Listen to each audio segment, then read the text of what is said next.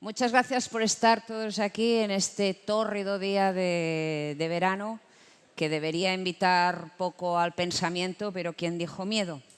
Bueno, estoy muy contenta, me siento muy honrada de que me hayan invitado a moderar esta mesa con gente tan interesante y más sobre un tema tan candente y apabullante como el liberalismo progresista. A ver, me gustaría hacer unas breves reflexiones previas para inspirar a nuestros ponentes, que no creo que lo necesiten, pero bueno, yo cuando pienso en liberalismo progresista me acuerdo siempre de esa escena de Por quién doblan las campanas de Ernest Hemingway, que el héroe Robert Jordan le cuenta a su ligue María que toda su familia en Estados Unidos son republicanos. Y ella, pobrecita, en su inocencia, dice, pues les habrán torturado a todos. Y dice, sí, todos torturados. Sé que daría risas, si no diera a veces ganas de llorar, cómo una misma etiqueta política o filosófica puede cambiar de opinión según el punto de vista y el contexto. Significativamente, si lo pensáis, el liberalismo progresista es una etiqueta política, por llamarlo de algún modo, de pensamiento, que en España cae en desuso más o menos con la Segunda República, y que cuando se recupera bajo el franquismo es básicamente para ofender. Es un insulto. Llamar a alguien liberal es un insulto, llamar a alguien progresista es doble insulto, y liberal progresista ya ni te cuento. A día de hoy no parece que hayamos evolucionado mucho desde el franquismo, porque un liberal progresista parece que es alguien a quien los de derechas llaman socialdemócrata, pero con una cara de mucho asco, los de izquierdas llaman traidor o de derechas, y todo el mundo llama tío raro. Bueno, aquí estoy rodeada de 4 tíos raros, bueno, 5 si se me incluyen a mí, que van a reflexionar sobre este asunto. Os decía que estoy muy contenta de que me hayan puesto en estas 4 personas, porque, a ver, personas brillantes hay muchas, personas cultas hay muchas, pero no hay todo el mundo que entienda la unidad de pensamiento, vida y obra como creo que la entienden los 4 aquí presentes. Ha caído en desuso una categoría que seguramente los 4 conocen, no ha caído en desuso porque no se use, no se piensa en ella, que es la Sofía perennis, o sea, la filosofía entendida no como un producto de más o menos consumo intelectual, no como una marca que uno promociona pues, para ganar premios o posiciones, sino como algo que uno asume como actitud de vida. O sea, lo que uno sabe, lo que uno piensa, en coincidencia con lo que uno dice, lo que uno hace, pero que además aspirando a una coherencia profunda en beneficio propio de los demás. Yo creo que las 4 personas que me rodean, cada uno en su estilo. Tengo a mi derecha a Aurora Nacarina Bravo, que es periodista, politóloga, atención, y futbolista. Eso solo para mí ya me inspira un respeto. Es una persona que, a pesar de su insultante y evidente juventud, parece que no tiene otra cosa que hacer mejor que dedicarse a interesarse por la política. Me parece muy bien en los tiempos que corren, en un momento en que la política da asco y deprime a las personas jóvenes, pues que personas como tú, Aurora, le pongáis la pasión que le estáis poniendo. Aquí tenemos a Juan Claudio de Ramón. Hemos negociado durante jornadas cómo le presento, porque Juan Claudio es diplomático de carrera, ha cambiado recientemente las gelideces canadienses por la vita es bella en Roma.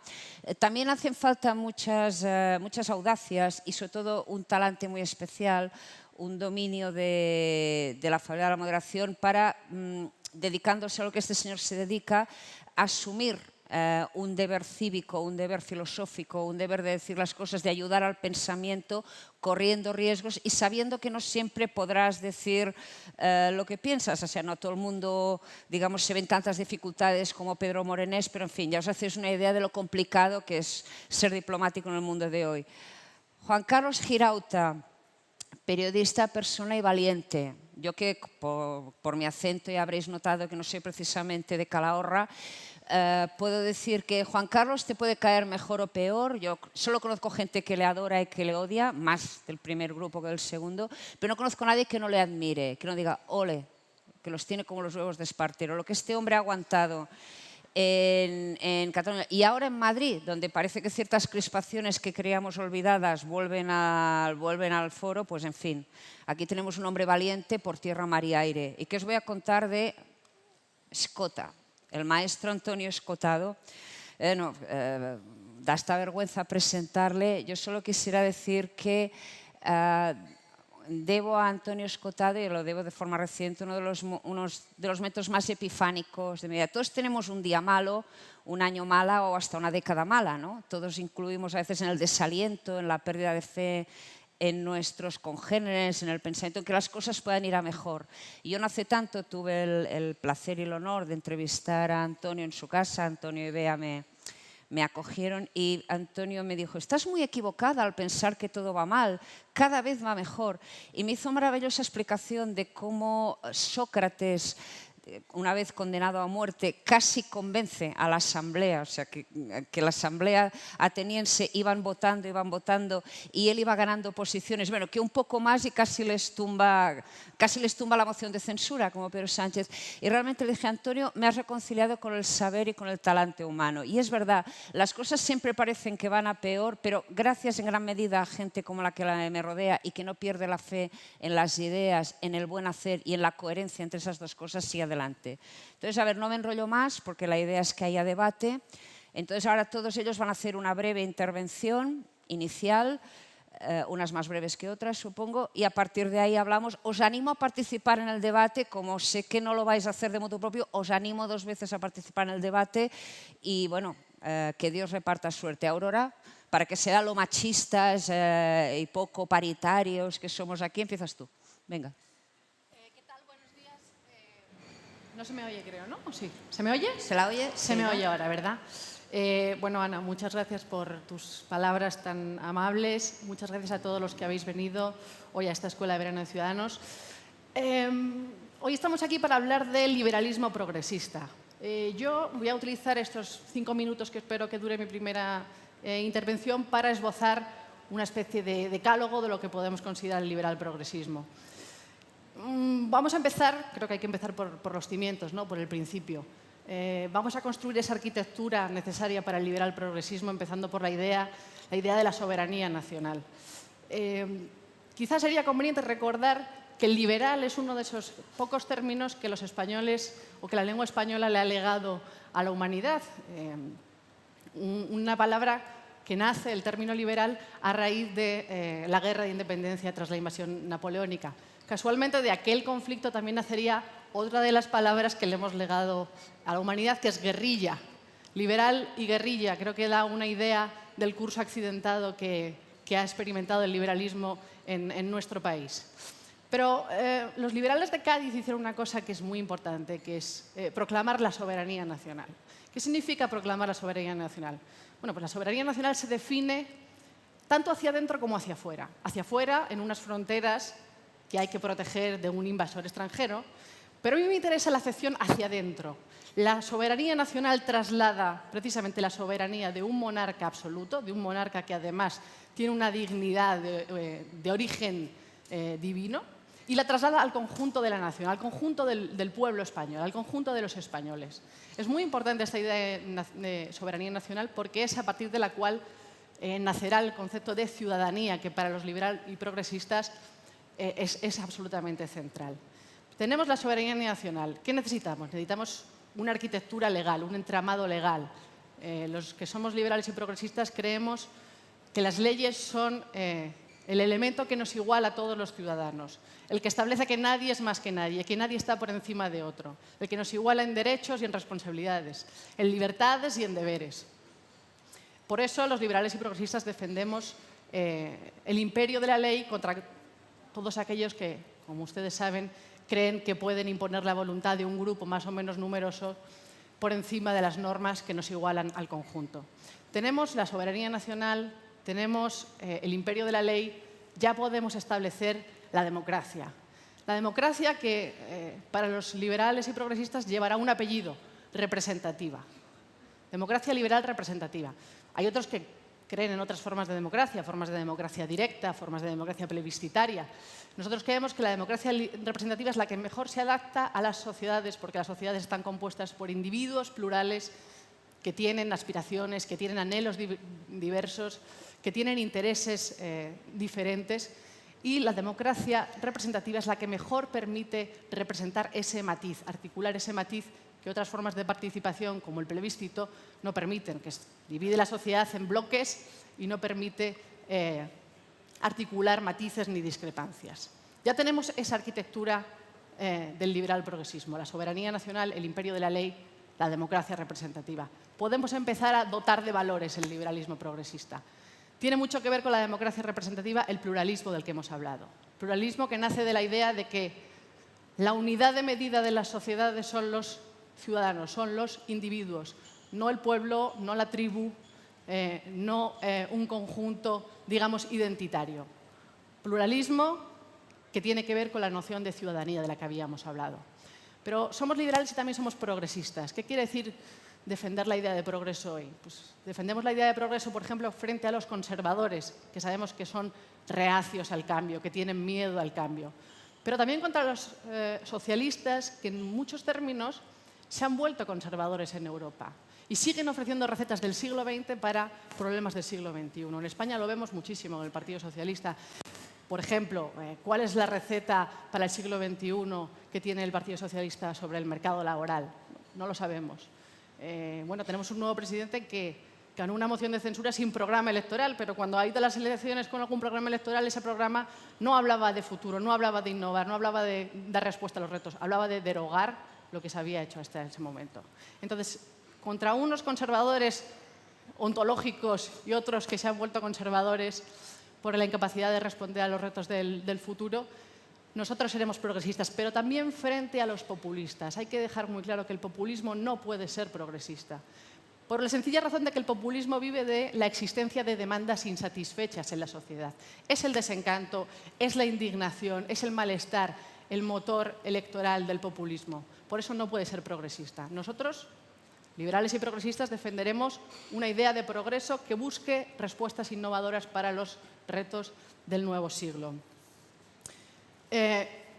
¿Dónde las buscaremos? Bueno, nosotros creemos en un mundo de economías abiertas. Es verdad que estamos viviendo un auge del proteccionismo, un auge del populismo, del nacionalismo. Nosotros vamos a defender las economías abiertas, vamos a defender el mercado como el mejor elemento de provisión y de asignación. Pero eso no significa que no creamos que el papel del Estado es importante. Algunos dicen que el mercado es una cosa de azules y el Estado es una cosa de rojos, pero realmente hay que superar esta dicotomía, ¿no? Hay que superar el debate sobre los medios, públicos o privados, para poner el debate en los fines, en los objetivos que queremos marcarnos. El Estado tiene que cumplir una función importante, tiene que garantizar que se respetan las leyes, tiene que garantizar que hay una seguridad jurídica, tiene que garantizar que hay un respeto a la propiedad privada, a la iniciativa individual, tiene que regular los mercados para que la competencia funcione correctamente y además creemos que el máximo grado de desarrollo que hemos visto en el mundo se ha conseguido bajo modelos europeos de estado de bienestar. Y además el Estado tiene un papel muy importante y voy al siguiente punto de este decálogo liberal progresista. Termino un par de minutos más. La igualdad de oportunidades. El Estado tiene que garantizar la igualdad de oportunidades. Debe ser la obsesión de los liberales progresistas. No puede ser que el azar del nacimiento determine la suerte de las personas, que el hecho de haber nacido en una familia rica o pobre determine el futuro de nuestros hijos. La igualdad de oportunidades debe ser una obsesión del liberal progresismo, junto con la libertad. Igualdad y libertad, pilares del proyecto liberal progresista. Pero todas estas ideas, la idea de progreso, la idea de igualdad, la idea de libertad, no pueden perder de vista que no basta con generar ese progreso o ese crecimiento. Debemos estar muy atentos hoy en día al respeto al medio ambiente y al respeto al mundo que vamos a legar a nuestros hijos. Esa idea me gustaría subrayarla también. Y por último, creemos, los liberales y progresistas, que la mejor manera de conseguir todos estos, de desarrollar todo este conjunto de valores es en Europa. Europa fue nuestro never again contra los nacionalismos, contra los totalitarismos. Y hoy, que vemos de nuevo cómo repunta el populismo, cómo repunta el nacionalismo, Europa ha de ser nuestro baluarte contra esas tentaciones y ha de ser también el camino que debemos recorrer juntos. Muchas gracias, Aurora.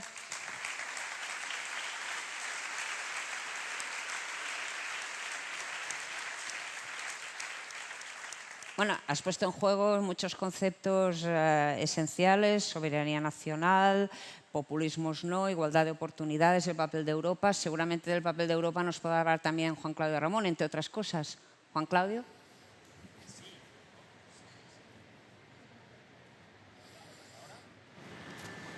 Ahora sí, ¿verdad? Bueno, gracias, Ana. Buenos días a todos. La verdad es que estoy muy contento, muy honrado de haber sido invitado a esta escuela. Muchas gracias, Tony.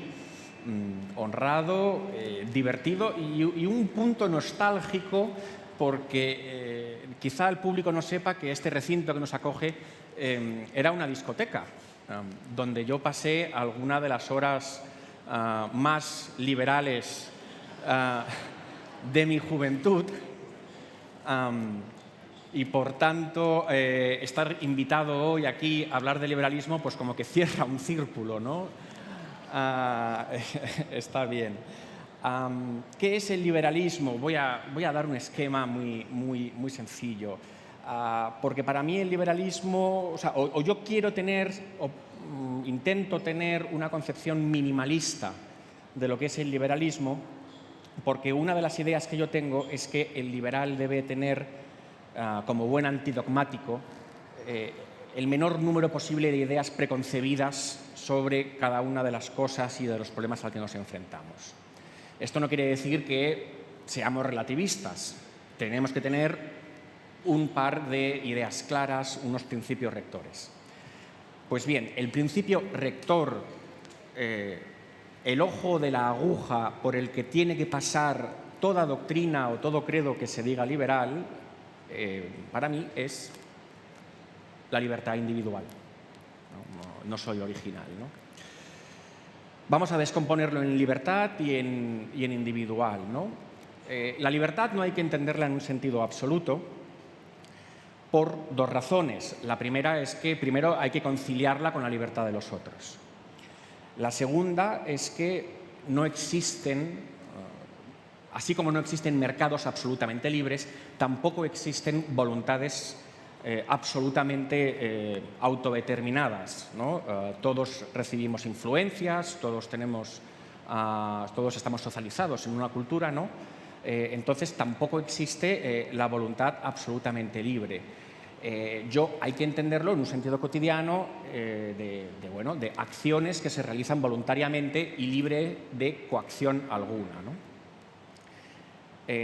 A mí me gusta mucho repetir una definición que yo creo deliciosa de liberal, que leí que era de Stendhal, aunque puede que sea apócrifa, que decía: el liberal es un señor que no se enfada por las manías de los demás, ¿no? Pues esto a mí me parece fundamental, ¿no? Todos tenemos manías, todos tenemos comportamientos extravagantes a menudo, concepciones de la vida buena, ideas sobre lo que tiene que ser la vida del Estado, y el liberal es un señor que tiende a no enfadarse cuando se encuentra con otra persona que tiene una idea distinta de la suya. Había dicho libertad individual. El individualismo es otro de los rasgos del liberalismo, pero ojo, el individuo para el liberal no es una realidad abstracta y estática, es una realidad concreta, histórica, dinámica y que está llena de potencialidades que tiene que tener la oportunidad de desarrollar, ¿no? Y aquí es donde empalmo con lo que decía Aurora, de que precisamente para que todos tengamos una igual oportunidad de desarrollar nuestras potencialidades, nuestras capacidades, nuestros talentos, el liberal se siente totalmente autorizado a poner en vigor políticas públicas y hacer que el Estado intervenga allí donde es necesario para garantizar la igualdad de oportunidades. Bueno, entonces esto es libertad individual, ¿no? Esto es lo que el liberal afirma. ¿Qué es lo que el liberal niega o qué es lo que el liberal critica? Yo diría que el liberalismo, desde que se inventa, ¿no?, filosóficamente en el siglo XVII, maneja de manera paralela y simultánea dos tipos de críticas. Hay una crítica antiabsolutista y hay una crítica antiestamental. Lo voy a explicar brevísimamente qué entiendo por estas dos cosas. Es muy sencillo. La crítica antiabsolutista es la idea de que el poder no puede ser absoluto y que, por lo mismo, el poder tiene que tener límites. La gracia de esta crítica es que cuando la titularidad del poder cambia y deja de estar concentrada en una única persona y pasa a ser nacional y pasa a ser democrático, cuando el poder pasa de uno o de pocos a la mayoría, la necesidad de los límites no decae. O sea, siguen siendo necesarios los límites. Esto es lo que descubrieron los liberales del siglo XIX, Tocqueville y James Stuart Mill, cuando dicen, ojo, la mayoría también puede ser despótica. Por tanto, aunque la titularidad del poder haya cambiado, el poder tiene que seguir siendo limitado. Y esto, el legado de esta idea, de esta crítica, es la separación de poderes, los controles, el checks and balances, ¿no?, del pensamiento anglosajón. Y luego tenemos la crítica antiestamental. La crítica antiestamental es la idea de que, como decía Aurora, tenemos que remover los obstáculos que hacen que solamente unos pocos privilegiados puedan disfrutar de su potencialidad, de su personalidad, que puedan vivir una vida plena, ¿no? Y esto, nuevamente, al igual que antes, tampoco cambia cuando el mundo se hace democrático, porque lo que sabemos bien es que incluso en sociedades democráticas los privilegios que antes estaban sancionados por ley en el antiguo régimen, en el mundo democrático encuentran la manera de reproducirse de facto. Enseguida termino. Lo digo porque es muy tentador dejarnos llevar. Termino. Por lo tanto, siempre que haya una relación de privilegio o de subalternidad, el liberal interviene y el legado de esto son los derechos fundamentales. Derechos fundamentales y separación de poderes dan lugar a Constitución, y la Constitución yo creo que es el gran invento liberal. Allí donde hay Constitución hay liberalismo, y esa es la gran aportación del liberalismo al mundo, y aquí lo dejo. Bueno,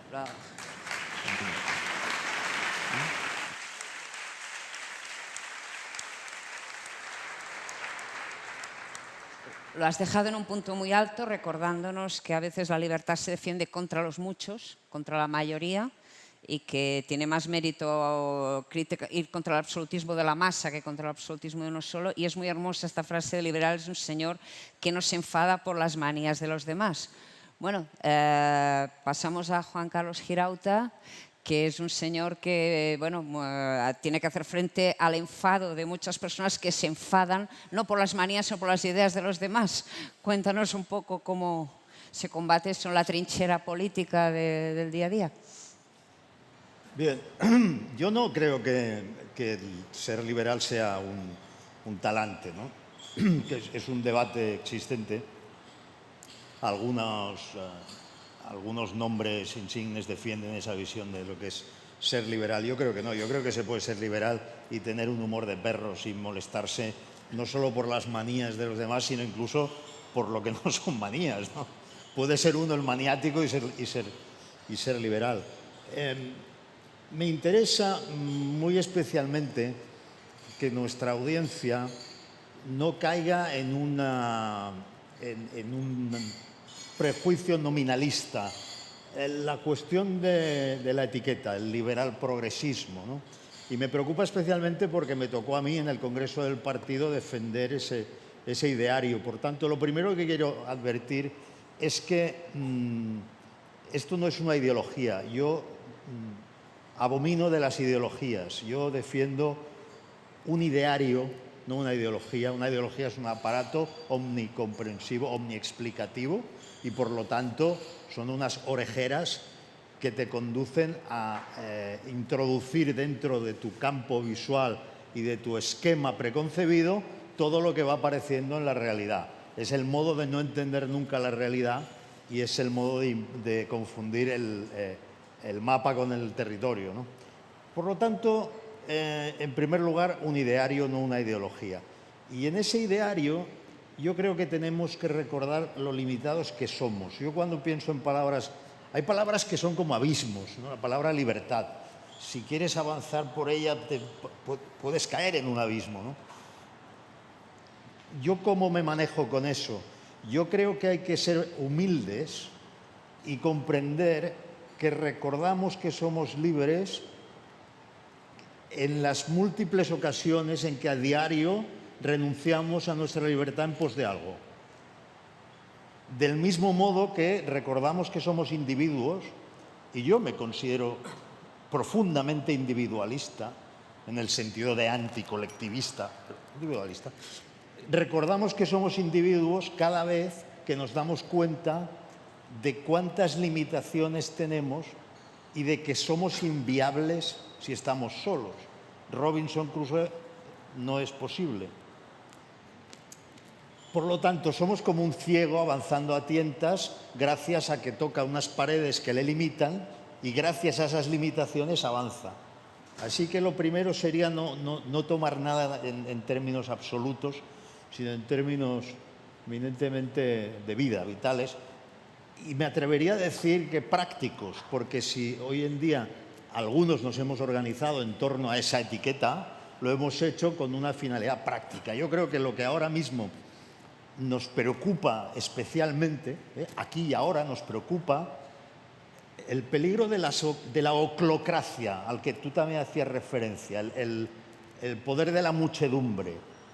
No nos engañemos, si hay dentro de Europa un resurgimiento de posturas despóticas o autocráticas, es por la vía de la oclocracia, porque son sistemas de democracia formal tan avanzados democráticamente, tan respetuosos con los postulados de una democracia liberal, que no se les puede acusar de haber surgido, de generar por sí mismos una autocracia, sino que se llega por vías de democracia formal, la oclocracia penetra ahí y hace que una serie de representantes políticos triunfen diciendo de entre aquello que la gente quiere oír, lo más bajo, lo más atávico, lo más animal. No entres en mi territorio, yo defiendo lo mío, quiero vivir como siempre he vivido, ese tipo de cosas que son muy fáciles de activar en todo el mundo. Por eso acabo mi intervención diciendo que el liberalismo progresista, tal como yo lo entiendo, no es una postura o un ideario al que se llegue de forma natural. No se llega ahí por casualidad, exige un esfuerzo intelectual, exige despegarte de una serie de cosas, unas que vienen dadas, que son afortunadamente la democracia liberal, viéndole dónde están sus zonas de peligro, y otra que es el enorme atractivo de la oscuridad. Yo pienso en la conversación de Nafta y Settembrini en La montaña mágica, y Nafta, que representa la oscuridad y lo medieval, frente a Settembrini, que representa las luces. Nafta es enormemente atractivo. La oscuridad es muy atractiva. No lo olvidemos.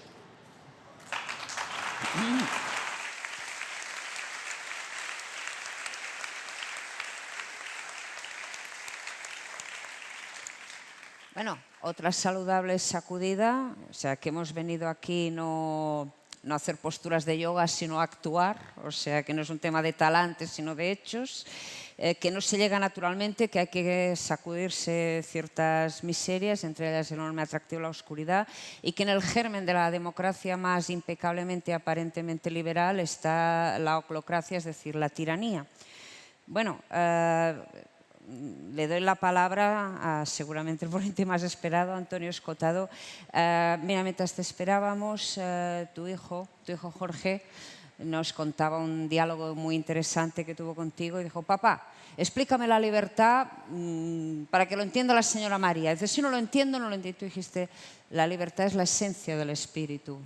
Y siguieron hablando a partir de ahí. Antonio Escotado. Sí. Bueno, la verdad es que, ateniéndome a lo que cada uno de mis compañeros ha ido diciendo, me ha dado la sensación de que está dicho todo.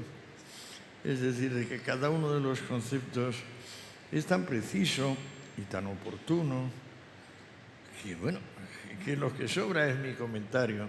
Pero empezando por el final, recuerdo a Juan Carlos que Nafta, el personaje de La montaña mágica, el que habla con Settembrini, el atractivo hombre que representa la noche, en griego Nix, N-I-X, que es la madre de todo, y para empezar la madre de la verdad, de la aletheia, el descubrimiento, el desvelamiento, que permite pues, ver lo que las cosas son en vez de su mera apariencia.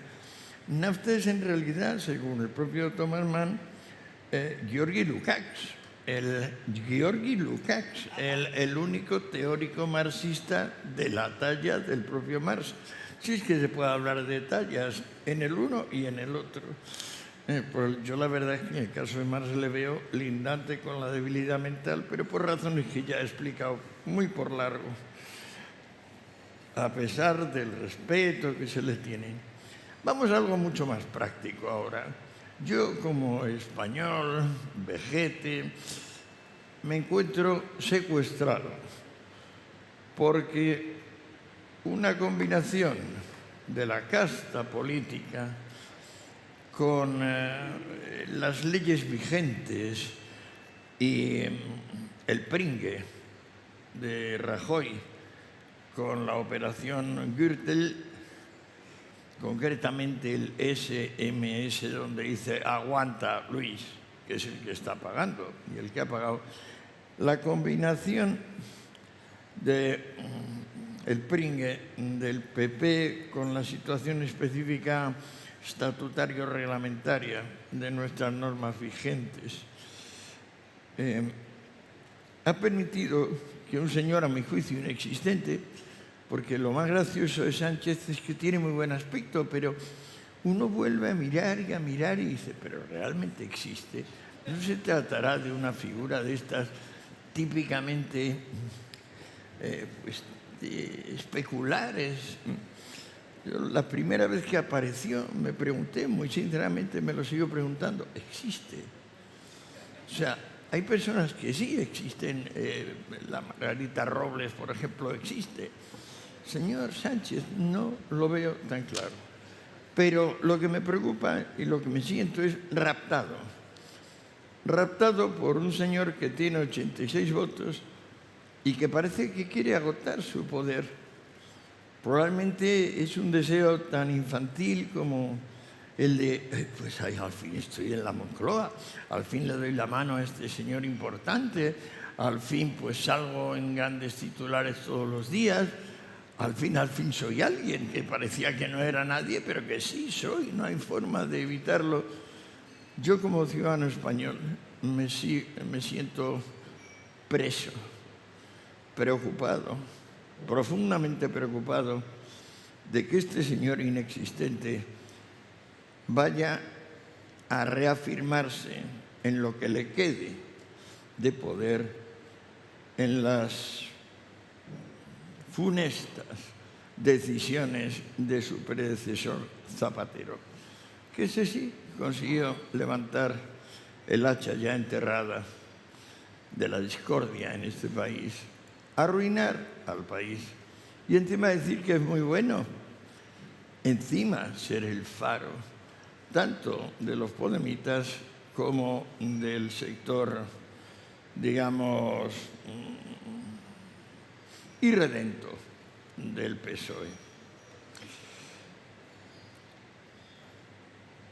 Creo que un gran problema de Ciudadanos es que el hecho de ser gente no pringada, guapa y con buena voluntad genera tremenda indignación en el personal. La otra noche, a raíz de un documental que quieren hacer sobre su vida, pobre Laureano Ubiña insistió en que fuéramos a cenar y efectivamente fuimos a cenar y la casualidad hizo que este hombre, les aclaro, ha estado 23 años Ubiña en la cárcel por hachís. Ningún etarra, por ejemplo, de Juana Chaos, con 26 asesinatos a su espalda, ha llegado a los 20 años de cárcel.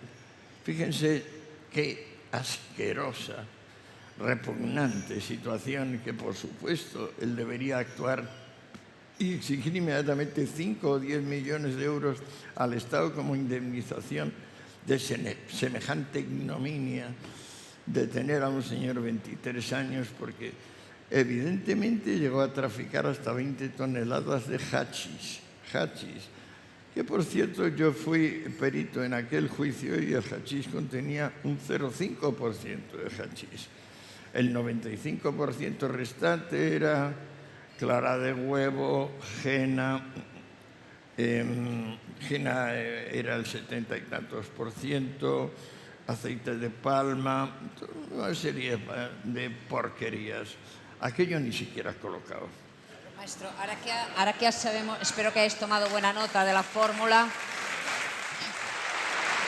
de la receta digamos.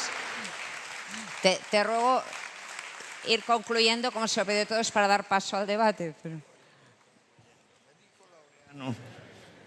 Pero tú no estarás cerca de esos naranjas. Yo le contesté, yo no he militado nunca ni pienso militar. Amo la independencia y en cuanto cobrase un duro o adquiriese un carné, pues ya la perdería. Pero ¿por qué odias a esta gente, Laureano? Porque son unos niños de papá, me dijo. Cuidado con eso. Laureano es un buen hombre. Tiene la inteligencia del que tuvo que dejar la escuela a los 12, pero ha aguantado 23 años de cárcel. Si Laureano odia a Ciudadanos, hay una parte importante del país que odia a Ciudadanos. Ciudadanos tiene que cuidarse de ese sector social. Tiene que aclararle lo fundamental, con lo cual termino. Qué gran equívoco, qué gran malentendido hay respecto de la palabra liberal. ¿Cómo se puede imaginar que el liberal, de alguna manera, por amar la libertad, no tiene en consideración a los pobres? ¿De dónde ha salido eso? ¿A quién se le ocurre en el siglo XXI decir que los teóricos defensores de los pobres son otra cosa más que inmediatamente que toman el poder ofrecían el pan, pero donde estaba la oferta de pan llega la exigencia de obedece sin discutir? La fe es esta. No hay más vuelta de hoja que el tiro en la nuca o el gulag. Sin embargo, este equívoco de que los liberales son impíos con los pobres persiste a despecho de experiencias reiteradas, un siglo de demostración de que los que vienen ofreciendo el pan, lo que vienen es ofreciendo un credo de crimen, miseria y hambruna. He terminado.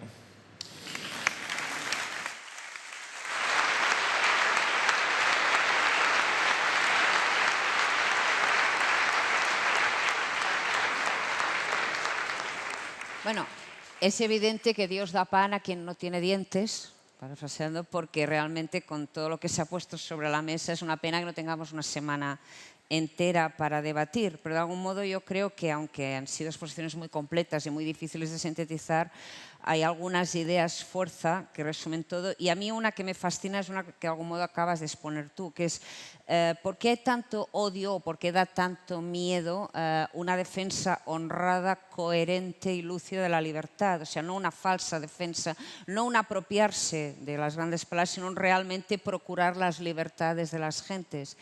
Entonces, no sé cómo lo queréis hacer, si queréis hacer ahora cada uno una, o si queréis entrar más espontáneamente en el debate.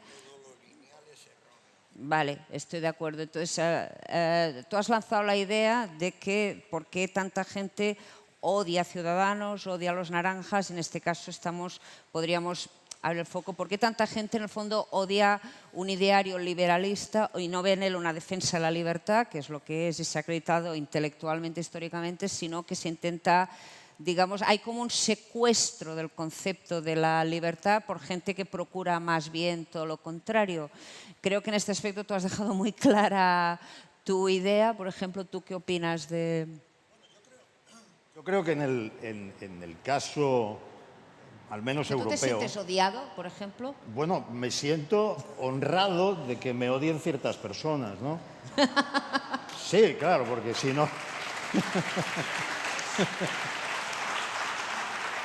si no estaría haciendo algo mal, ¿no? A mí me parece que el odio hacia los liberales puede proceder en el caso por ejemplo, al menos de la Europa del Sur, de la enorme dificultad que tienen los agentes influyentes, los periodistas, los observadores, los profesores, la enorme dificultad que tienen de salirse del parámetro izquierda-derecha cuando a estas alturas ya no explica casi nada.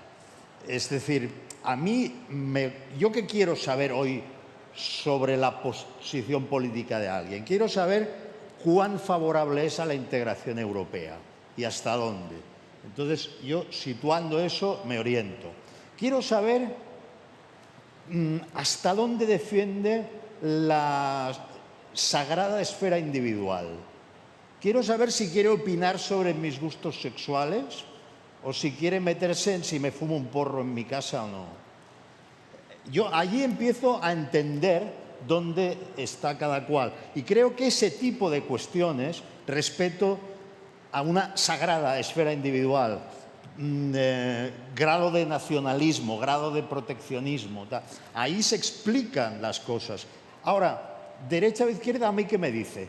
Cuando yo he visto en el Parlamento Europeo votar sistemáticamente a Podemos con el Frente Nacional de Le Pen, ¿a mí qué narices me dice el parámetro izquierda-derecha? No me dice nada. Por tanto, si ese es el parámetro en el que se mueven los intérpretes, los que interpretan la realidad para el pueblo, lógicamente un partido al que no puedes situar con facilidad ahí es molesto, porque no lo puedes clasificar, no lo puedes categorizar.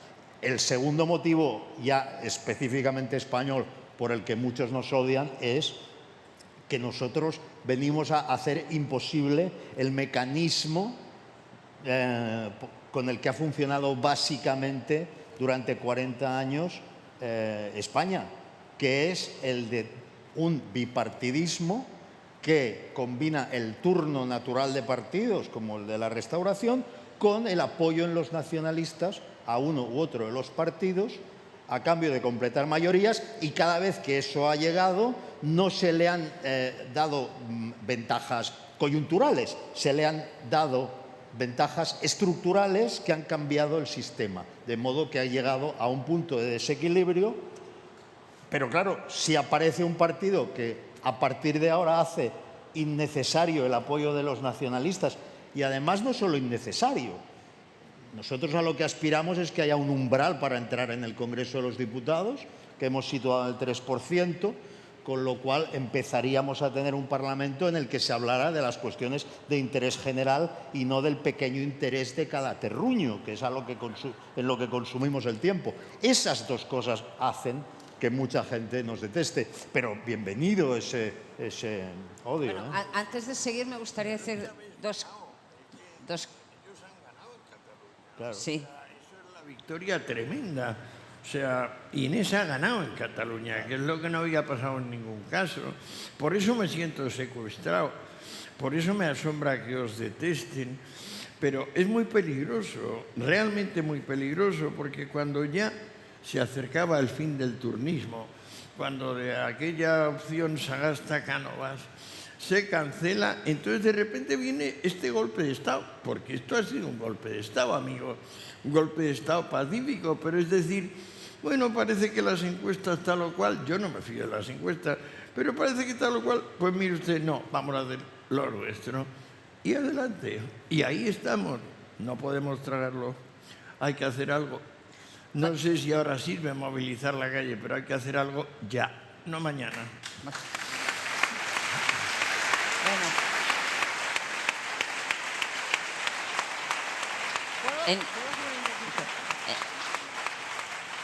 En ello estamos, en hacer algo. Entonces, de algún modo quería decir que a partir de este momento tiene la palabra quien la pida. Ahora le voy a dar la palabra a Aurora, que me la acaba de pedir, porque decir que eso incluye al público. O sea, a partir de ahora no vamos a hacer, no va a soltar cada cual su speech, su rollo. A partir de ahora vamos a debatir, como ha intervenido. Hombre, pido que cierto orden, que la gente me pida un poco la palabra, más que nada por controlar los tiempos. Te voy a dar la palabra enseguida, Aurora, pero me gustaría destacar dos cosas que se han puesto y que me gustaría que alguien reflexionara sobre eso. Aquí se ha hablado de la introducción de cuerpos extraños en el bipartidismo político. Igual el problema es que el bipartidismo político es más fácil de romper o de amenazar que el bipartidismo mental, porque aquí existe una dicotomía de pensamiento. Aquí la original expresión raptado, o sea, que conecta con lo que tú decías de la oclocracia, que con términos perfectamente ajustados a legalidad, a derecho y a política, nos pueden levantar la cartera de la soberanía. O sea, nos pueden poner en una situación de aparente libertad, pero que en realidad no es libertad. Y aquí recupero, para darte también la palabra, Aurora, tú antes has hablado de la importancia del ciudadano versus el mero representante de un conjunto étnico. O sea, de algún modo creo que todos los que estamos aquí compartimos un anteponer la familia filosófica a la tribu, o sea, una unidad de iguales en pensamiento y en aspiraciones de libertad, que no pues el ser de un sitio o del otro. Y ahora te... Bueno, yo voy a lanzarlo con la pregunta que has planteado inmediatamente antes, que era ¿por qué hay tanta gente que odia a Ciudadanos? Yo quiero negar la mayor. Yo creo que hay millones de personas que les gusta Ciudadanos, millones de personas que votan a Ciudadanos. Ciudadanos ha ganado las elecciones en Cataluña y Ciudadanos es el partido que está trabajando y que está compitiendo para ganar las próximas elecciones en España. ¿Que hay gente que odia? Por supuesto que hay gente que odia. ¿Que hay sectarios? Por supuesto que hay sectarios. Que hay también un cierto miedo a la libertad, ¿no? Miedo a la libertad del que se ha escrito mucho. Yo recuerdo aquel libro de Eric Fromm, El miedo a la libertad. Y que frente a ese vértigo que provoca la libertad, sobre todo en momentos de incertidumbre, como las que hemos vivido los últimos años en Europa, la crisis económica, los retos de la globalización, llegan unos demagogos que son populistas, que son nacionalistas, y plantean unas respuestas muy fáciles a unos retos que son complejos. Y existe esa tentación de disolver la autonomía moral de uno mismo, ¿no?, en esos proyectos y en esos líderes fuertes y a menudo carismáticos que proponen esas recetas demagogas. Yo creo que frente a ellos, los liberales y progresistas y ciudadanos deben proponer una alternativa mucho más sosegada. Yo recuerdo que cuando llegó Podemos a la política se plantó aquí diciendo que iban a asaltar los cielos. Y luego el PSOE o el nuevo PSOE que encarna Pedro Sánchez no lo dijo, pero lo hizo. La moción de Sánchez era voy a saltar el cielo por la vía de la aritmética y el pacto con el nacionalismo y el independentismo, porque en una competición electoral no soy capaz de ganar. Frente a eso digo, creo que Ciudadanos tiene que hacer un papel de trabajo con los focos largos. Yo siempre cuando pienso en el papel de Ciudadanos acabo tarareando una canción que me gusta mucho de Tom Waits, que dice Forgive me pretty baby, but I always take the long way home. Es decir, perdóname querida, pero siempre cojo el camino largo para ir a casa. Pues nosotros tenemos que coger el camino largo. Nosotros no podemos caer en la tentación de coger los atajos que proponen los populistas. Me parece una reflexión muy atinada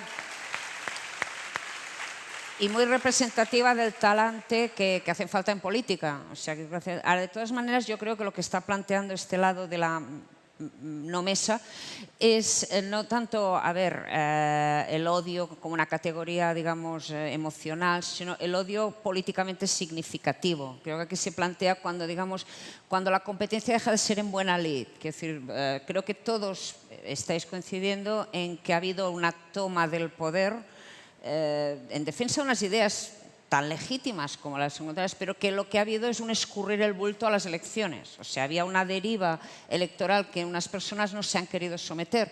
Entonces, aquí es donde, de algún modo, a lo mejor hay que abrir un debate sobre si hay una obstrucción, o sea, si las reglas del juego de la representación democrática fluyen libremente y permiten que todas las ideas, incluido el liberalismo progresista, encuentren su lugar al sol o no. Por ejemplo, ¿tú qué dices? Bueno, yo yo como soy diplomático os quiero advertir que no tenéis ninguna posibilidad de arrancarme un comentario sobre la actualidad política ahora mismo. Pero si me dejas hacer una reflexión más genérica, ¿no? Empalmando con lo que decía uno, ¿por qué el liberalismo se le tiene manía? Primero, lo que decía Aurora, ¿no? El liberalismo es la doctrina política más exitosa de la modernidad. O sea, medio mundo se rige por constituciones liberales y eso habla de un triunfo absoluto, ¿no? Asediado, todo lo que tú quieras, pero vigente todavía. Ha tenido enemigos siempre. En el siglo XIX, la Iglesia, los sectores tradicionalistas. Recordaréis todos la frase famosa esa del "el liberalismo es pecado", ¿no? Pues eso lo decían. Luego vinieron los fascismos. Los fascismos eran rabiosamente antiliberales.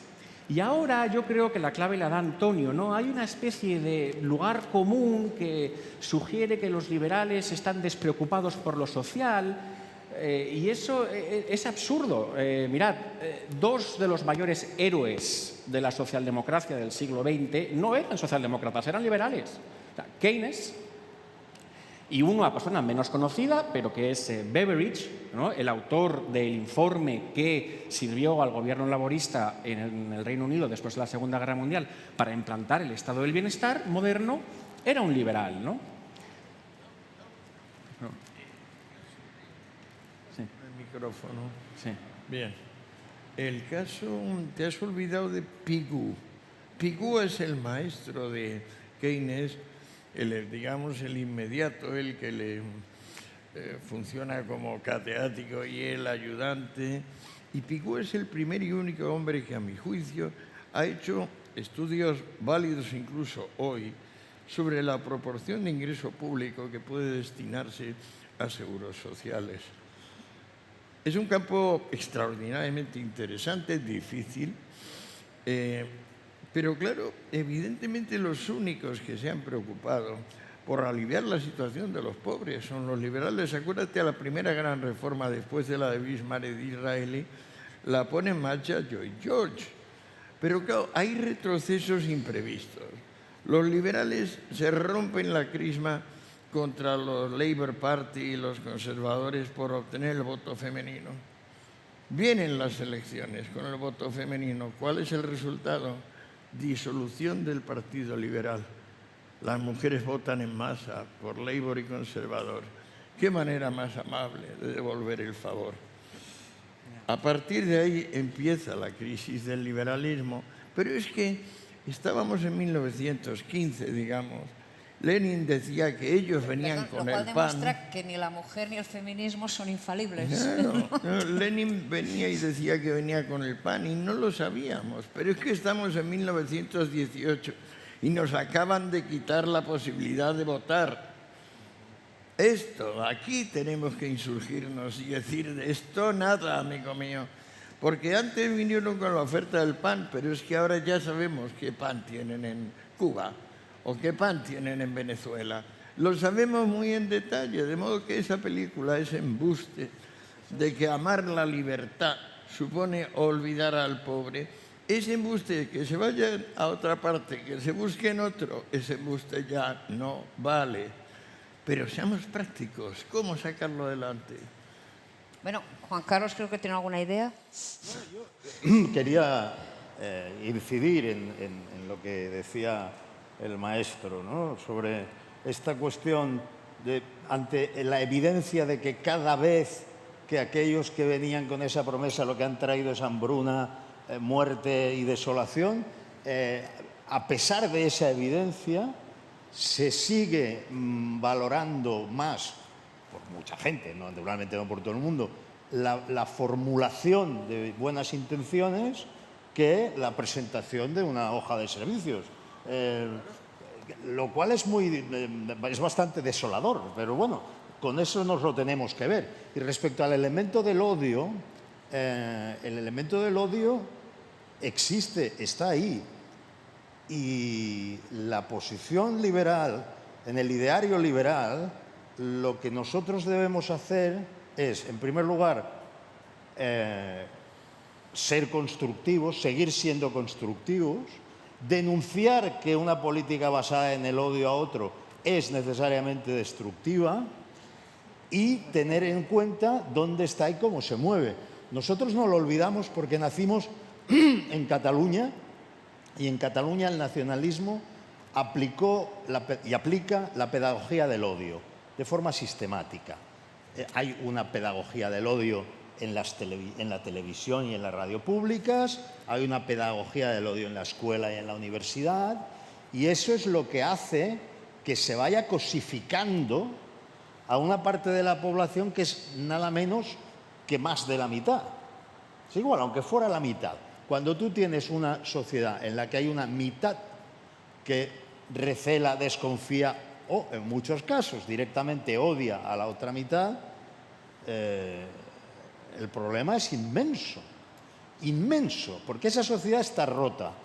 Y ese problema, el problema catalán del que tantos estamos hartos, empezando por los propios catalanes constitucionalistas, que estamos hartos del problema catalán, pero está ahí y algo tenemos que hacer, es básicamente, pero es en gran medida el problema de España. Porque tú fíjate quién ha hecho presidente a aquella persona de cuya existencia dudabas razonablemente. ¿Quién ha hecho presidente y para qué lo ha hecho? ¿Por qué el nacionalismo siempre apoya ciertas opciones que debilitan al Estado? Caramba, porque es que nació así. Es que el nacionalismo catalán se viene arriba en el desastre del 98. ¿Por qué? Porque España está débil. El nacionalismo de Mas se viene arriba como proyecto de Estado propio cuando toda la prensa mundial está dando por hecho que van a rescatar a España y que España va a perder, por tanto, su soberanía de hecho. No de derecho, pero sí de hecho. Por tanto, nos las vemos con un proyecto que tiene presencia en las instituciones y que controla un nivel de poder muy importante, que juega al cuanto peor mejor, que trabaja para debilitar al otro, que siembra el odio contra él y que a la que sale al extranjero va a contar que España es un Estado fascista, totalitario, con presos políticos y exiliados. Entonces, pero hay una cosa que se nos está olvidando, que tú y yo, quizás alguien más, Aurora, estamos luchando por esto. Yo digo esto para que resuene en todas partes donde se oiga. Digo que me siento secuestrado, que me cago en su padre y que estoy dispuesto a hacer lo que sea. ¿Qué hacen los demás que están en esta sala? No tienen un medio con internet, con su vida, con sus amistades, de difundir una actitud que no sea su actual pasividad. Es necesario que seamos Juan Carlos y yo y Aurora lo que nos partamos el pecho diciendo esto, aportemos nuestro granito de arena. ¿Pueden hacer algo los demás? Parece que tus ya palabras mismo, ya mismo, no mañana, mismo. No se han vertido en tierra. Parece que ahí hay gente que quiere aportar su granito de arena. A ver. En ausencia de megáfonos y tal, pues ruego hablar alto, claro y... El aire hace un ruido horrendo.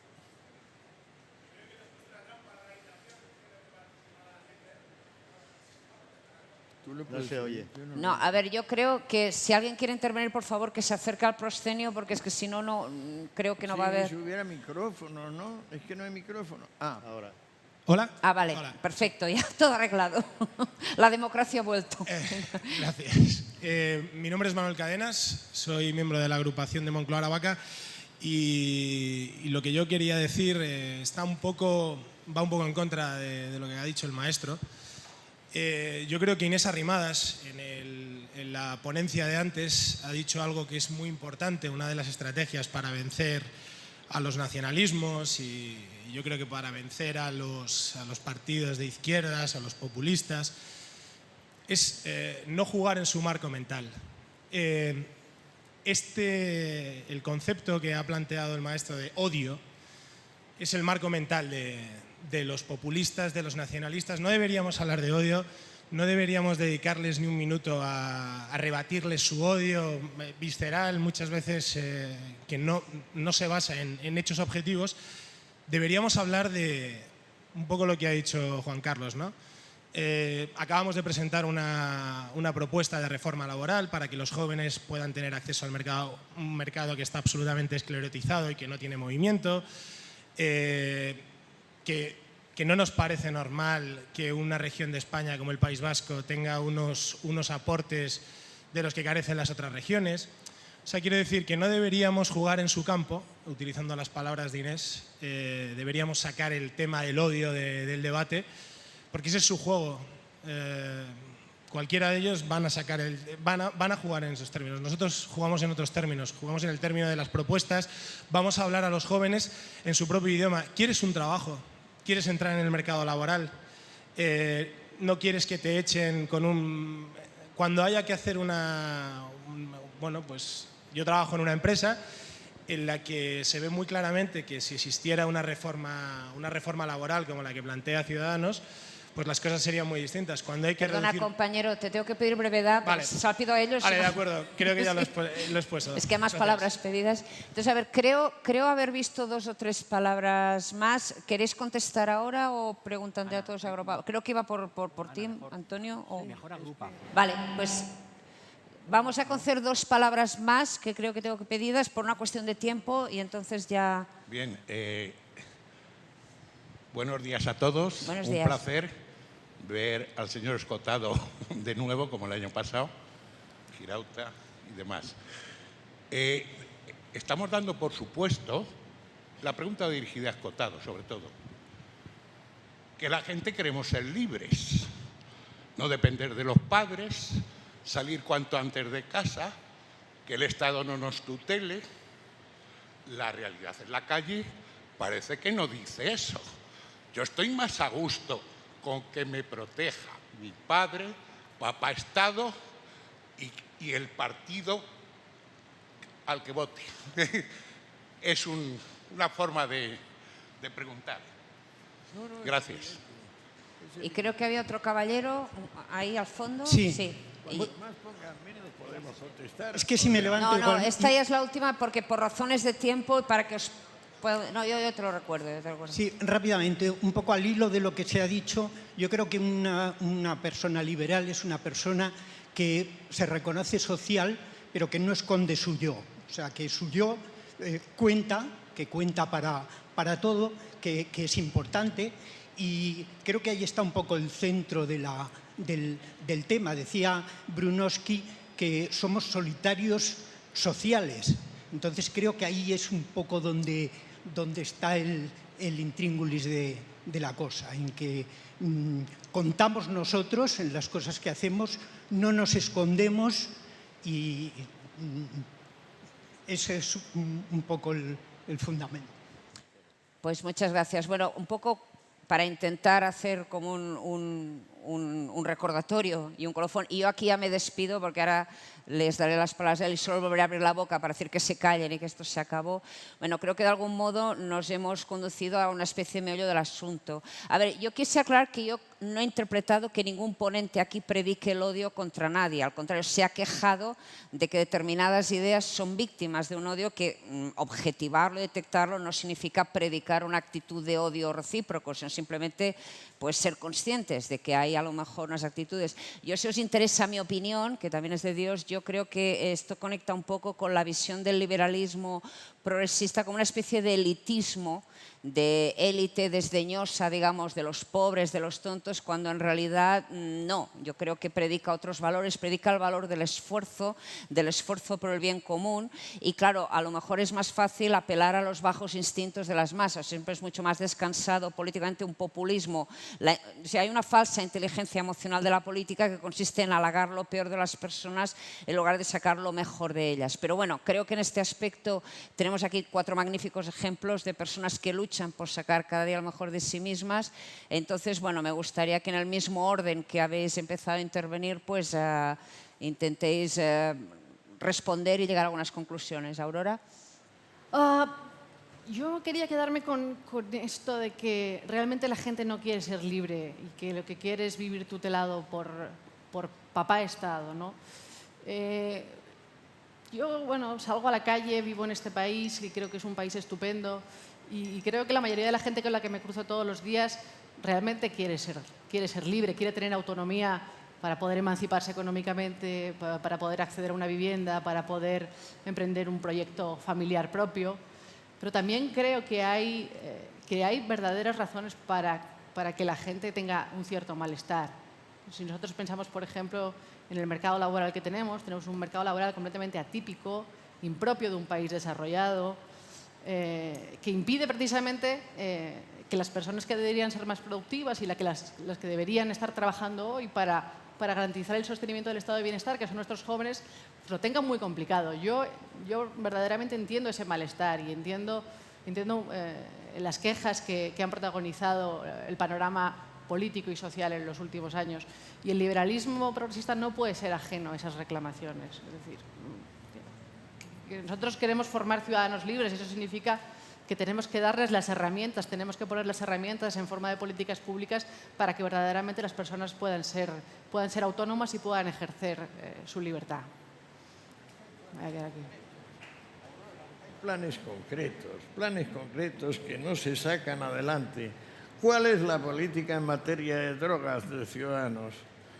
¿Hasta cuándo se demora que los profesores de enseñanza media y universitaria pasen exámenes donde se demuestre que son perfectamente incompetentes y se les dé un plazo de 3 meses para volver a examinarse, y si vueltos a plantear los exámenes no son capaces de demostrar que están al día, sean cesados? ¿Hasta cuándo vamos a demorar eso? ¿Hasta cuándo? ¿Hasta cuándo el problema de la enseñanza en este país, que es el peor de todos los que se encuentran, donde la desmoralización y la falta de vocaciones se han contagiado del profesorado al alumnado? Porque en realidad maldita la falta que hace tener educación universitaria si uno no tiene el menor interés en conocer nada, y sobre todo cuando da la casualidad de que aquí está el entendimiento en acto, aquí está el saber absoluto. Solamente que ustedes tienen que querer buscarlo aquí, que ya lo tienen. ¿Para cuándo deja Ciudadanos su programa? Pero por otra parte, qué terriblemente lento y cuidadoso tiene que ser el obrar de este partido. Con los odios que tenía hasta un hombre bueno y sabio como Laureano, ¿cómo, sin pies de plomo, no se va a despeñar? Aprovechando esta maldita ocasión que le ha planteado la unidad de los partidos nacionalistas, del inexistente y de los señores estos, de los del PAN, que en realidad no es PAN, sino tiro en la nuca y hambruna. ¿Qué vamos a hacer? Yo no lo veo nada claro. Lo que hay es que tener un coraje tremendo y al mismo tiempo ir con pies de plomo, yo no sé. Tengo mucho miedo de que va a ser difícil.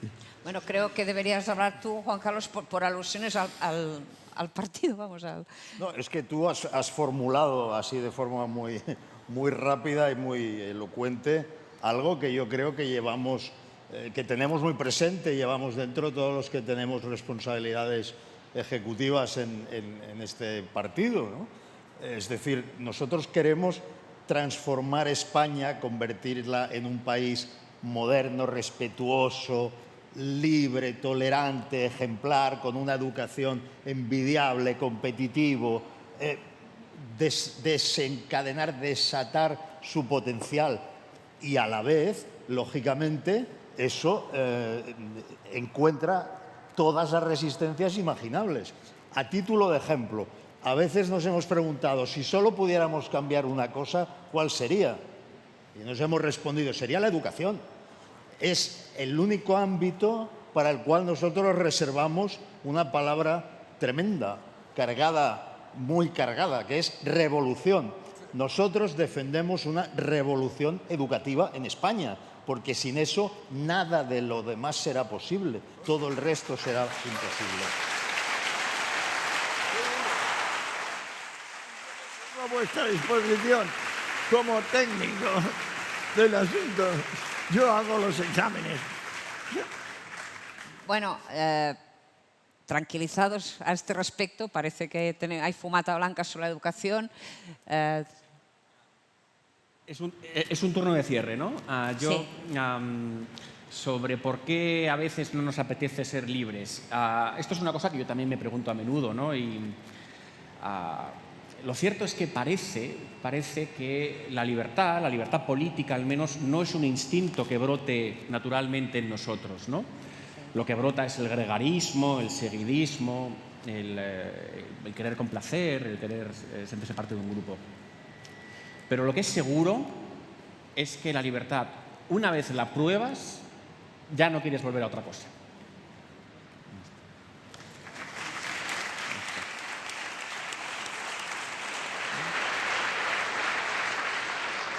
Sí, hay que ir terminando. Entonces, bueno, para variar, estamos en tiempo, o sea que si alguien quiere decir muy brevemente una frase de despedida,